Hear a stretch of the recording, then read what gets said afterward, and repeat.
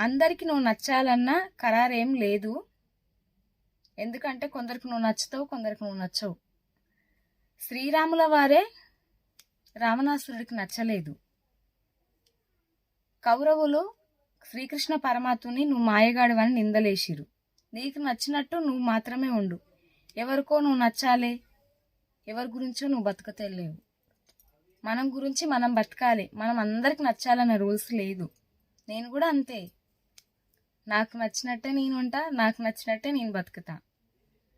నా పని నేను చేసుకుంటూ ఉంటాను.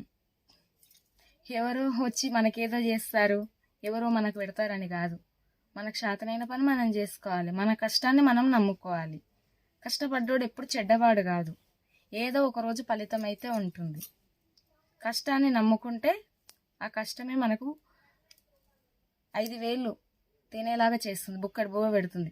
కష్టాన్ని నమ్ముకో, నువ్వు పైకి వస్తావు. ఇది నా చిన్న మాట. నా మాట నచ్చితే లైక్ కొట్టండి ఫ్రెండ్స్.